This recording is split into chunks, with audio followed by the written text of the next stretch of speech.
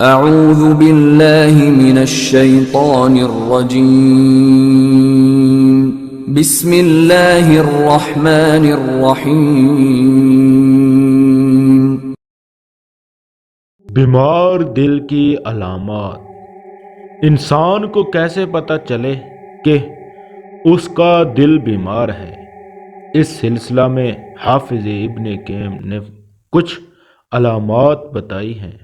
پہلی علامت، جب انسان فانی چیزوں کو باقی چیزوں پر ترجیح دینے لگے تو وہ سمجھ لے کہ میرا دل بیمار ہے۔ مثلا دنیا کا گھر اچھا لگتا ہے مگر آخرت کا گھر بنانے کی فکر نہیں۔ دنیا میں عزت مل جائے مگر آخرت کی عزت یا ذلت کی سوچ دل میں نہیں۔ دنیا میں آسانیاں ملیں مگر آخرت کی عذاب کی پرواہ نہیں۔ دوسری علامت، جب انسان رونا بند کر دے تو وہ سمجھ لے کہ دل سخت ہو چکا ہے۔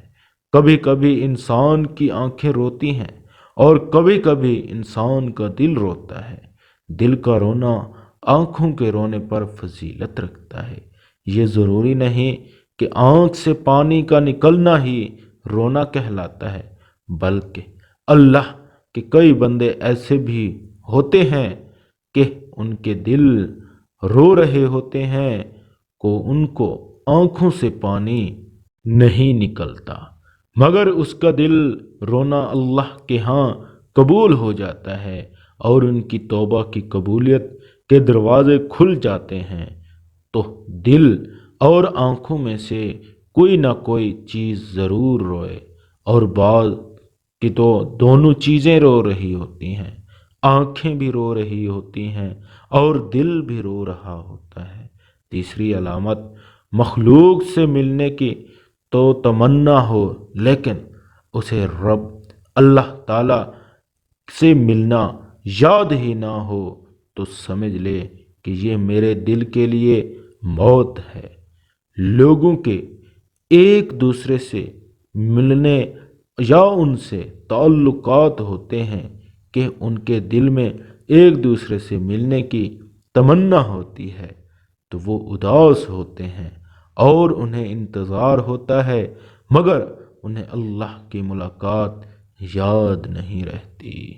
چوتھی علامات، جب انسان کا نفس اللہ رب العزت کی یاد سے گھبرائے اور مخلوق کے ساتھ بیٹھنے سے خوش ہو تو وہ بھی دل کی موت کا پہچان ہے۔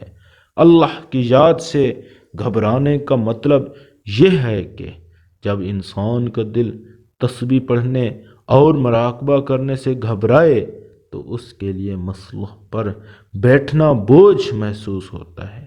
ایک موٹا سا اصول سمجھ لو کہ اگر بندہ اللہ کے ساتھ تعلق دیکھنا ہے تو اس کا مصلی پر بیٹھنا دیکھ لو۔